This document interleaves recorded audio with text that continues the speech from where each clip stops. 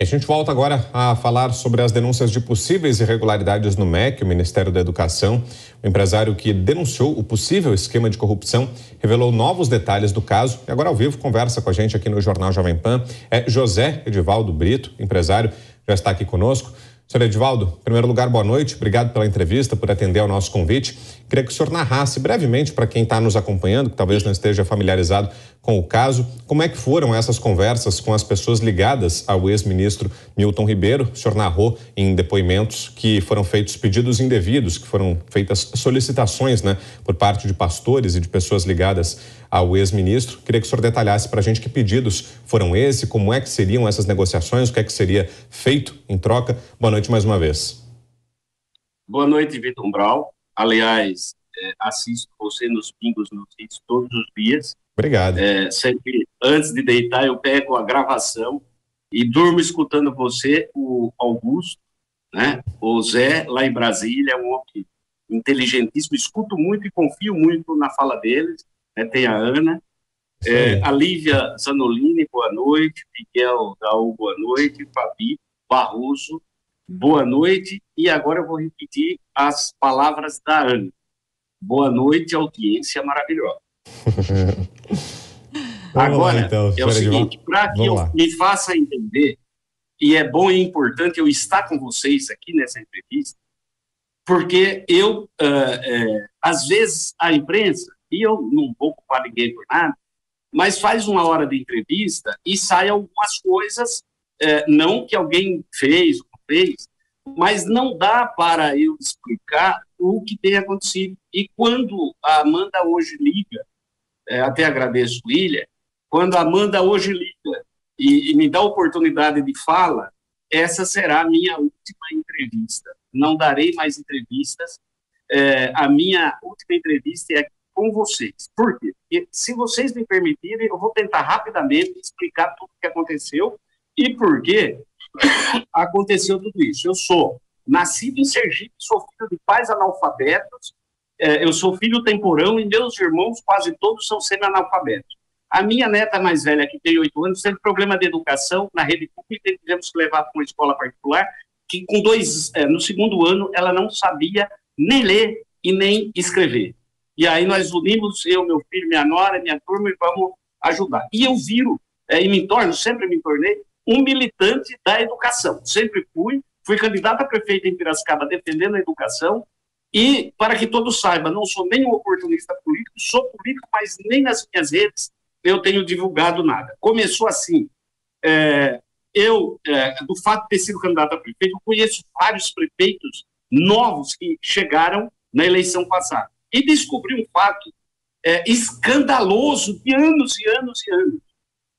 Prefeituras que não conseguiriam e não conseguiam fazer um convênio de uma creche com o FNDE, com o Ministério da Educação, desde 2011, que 60%, 70% das prefeituras não conseguiam, porque tem o PAR. O PAR, para quem sabe, é um preenchimento de documentos da prefeitura, prestações de contas do passado que não foram bem feitas, e as prefeituras não conseguiam preencher 100% e não se libera verba do MEC nem do FNDE sem as prefeituras comprovarem todos esses documentos e todos os quesitos estar preenchidos 100%.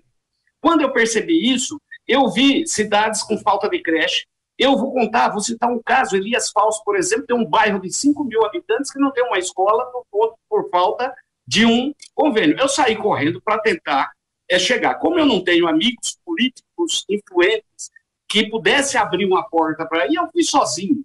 E aí fui pesquisando, descobri que o ministro fazia um gabinete itinerante, que esse gabinete itinerante não pode ser queimado por conta de pessoas.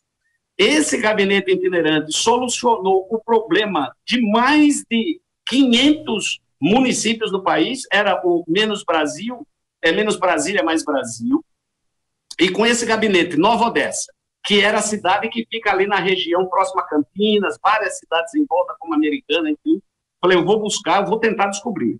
Eu descobri que tinha uns pastores que faziam um culto na cidade, convidavam o ministro a pregar à noite, E durante o dia o ministro aproveitava, trabalhava na cidade, fazia o gabinete itinerante e à noite, depois que encerrava às 18 horas o evento, às 19h30 ele ia pregar, mas nada a ver com o evento, a vida pessoal e religiosa dele, cristã dele.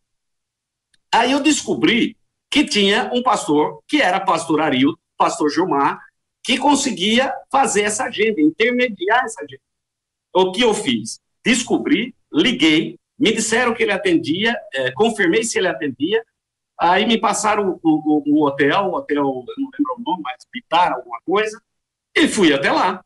Cheguei lá, tinha realmente, no café, no local do café, algumas pessoas, e eu cheguei no Arilton, conversei com o Arilton, fui apresentado ao pastor Gilmar, né? E eu estou indo conversar com homens que se dizem cristãos até aí, né? Eu também sou cristão.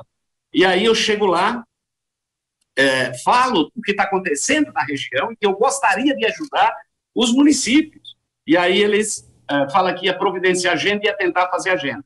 Eles confirmam a agenda em seguida, daí os dias, e me ligam dizendo, olha, precisava convidar o prefeito da cidade para vir a Brasília, no ministério, para fazer um vídeo, o ministro convidando os prefeitos e secretários de educação para estar no evento.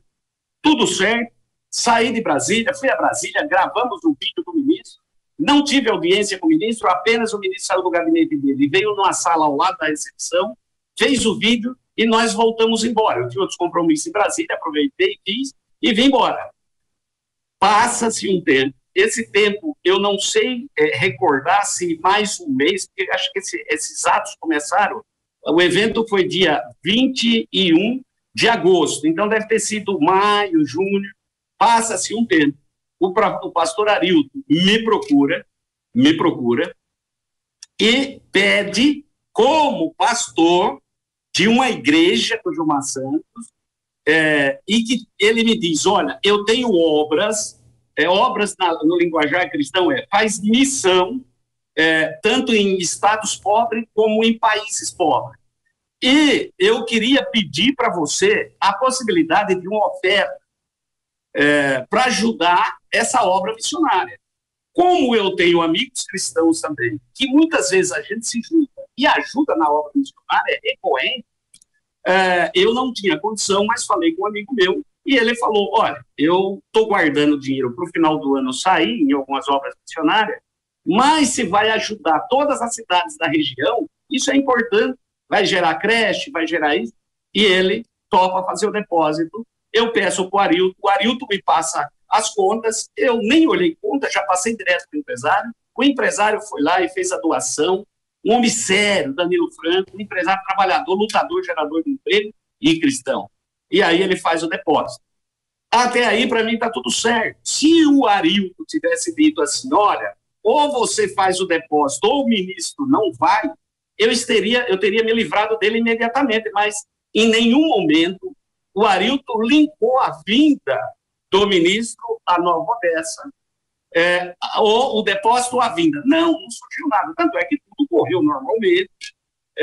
Eu, linkado com a secretária de governo à época do Nova Odessa, começamos a organizar o evento. Eu pedi para apresentar o evento por conta de que eu queria quebrar o protocolo e elogiar o ministro como fiz, porque esse trabalho não podia ter parado. Esse trabalho resolveu o problema de muitas secretarias de educação. O que é esse PAR? Esse PAR é um documento que preenche e as prefeituras, os secretários de educação do país colocam lá o que eles pretendem na cidade fazer e que precisam fazer durante os 4 anos. E aí, de acordo com o orçamento do Ministério e do FNDE, eles vão liberando creche, escola, tablet para aluno, convênio de merenda escolar, que depende muito do Ministério da Educação.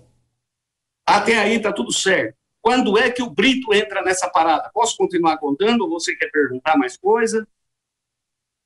A partir de que momento, senhor Edivaldo, o senhor percebeu que alguma coisa estava errada nessa relação com os pastores? Muito bem. Aí tudo começa uns dias antes do evento, quando o Arilton me liga e pede passagem de avião. Até que se ele pedisse a passagem para ele E para o pastor Gilmar, eu ia entender que eles viam fazer o culto à noite e que não teria problema, eu não teria condição no momento, mas iria fazer o que eu fiz. Só que aí começa uma pressão muito grande, xingamentos por parte do Arilton, não vou chamá-lo de pastor, porque ele não é digno de usar essa nomenclatura. O Arilton começa a fazer pressão, começa com palavrões fortes e pesados, aí ele começa a querer humilhar, e eu dou um passo atrás para que o evento aconteça. Quando ele começa a pedir passagem, eu peço para a agência Monte Alegre de Piracicaba fazer a cotação das passagens. E aí começa a passar horário, e ele, eles não querem esse horário, não quer. Bom, me deixou louco, estressado, diabetes foi a 580, e aí eu comecei a não gostar dessa pressão. Mas até aí, tudo bem, dei um jeito, falei com o secretário de governo, falei, olha, precisava ajudar nessas passagens. Você tem amigos aí que podem ajudar de Nova Odessa? Eu sou de Piracicaba, não sou de Nova Odessa. Ele falou, Brito, eu vou tentar e vou correr atrás. Tanto é que pessoas foram depositando na agência, porque prefeitura não pode pagar passagem, né? O ministério, o ministro, seus secretários, seus técnicos que vieram todos, não pediram nem sequer uma água. Mas aí nós começamos e conseguimos a passagem 3 dias antes. E aí o Arilton veio com a cara muito feia, muito amarrada, muito bravo, e durante o evento ele pede mais uma oferta de 10 mil reais. E aí ele me tirou do sério. Mas continuei quieto. Aconteceram pressões dele, palavras pesadas, pressão. Eu para apresentar o evento, mandando mensagem de WhatsApp, e eu vi que realmente não era uma boa companhia para o ministro. Eu sempre o considerei um homem sério, um homem honesto, um homem de Deus. E aí, termina o evento. Quando termina o evento, vai todo mundo embora, prefeitos, secretários. Às 19h30, o ministro volta para o encontro com a igreja, com os pastores, para pregar. E aí eu, num estado emocional de nervo muito grande, muito irritado por conta de tudo, aí eu digo para a Vanessa, a dona Vanessa, inclusive, ela prestou depoimento no Senado, eu digo para a dona Vanessa, eu não estou vendo a sequência desse trabalho com os pastores. Esses pastores, eu falei com essas palavras, esses pastores, se continuarem, eles vão derrubar o ministro e, quem sabe, pode até prender o ministro, porque esses caras não têm escrúpulo. A dona Vanessa assustou na hora e disse, Brito, senhor Brito, os funcionários do MEC pediram alguma coisa? Passagem? Não. Pediram refrigerante? Pediram. O que pediram? Eu falei, a única coisa que a prefeitura colocou no local foi água. Porque é obrigação nossa dar pelo menos água a quem chega na nossa casa. Aí ela falou, tem algum envolvimento de funcionário do MEC? Eu não sabia que aquele Múcio era funcionário do MEC, porque ele vivia com o Arilton. Eu pensava que ele era funcionário do Arilton ou da igreja do Arilton. E aí ela falou, bom, então não tem nenhum envolvimento? Não. Ela falou, se o senhor tem prova, o senhor tem que entregar isso, porque senão vai acabar prejudicar o ministro sem saber. Eu falei, olha, eu estou disposto. Eu termino o evento, o ministro nem dá sequência no jantar, porque depois o Arilton veio pedir para pagar jantar, e fez pagar transporte para levar em São Paulo, em cima da hora, veio pedir jantar, eu mandei ele se virar e pagar, cometi até um ato que eu não deveria como cristão, que eu falei, paga do seu bolso, seu filho do demônio.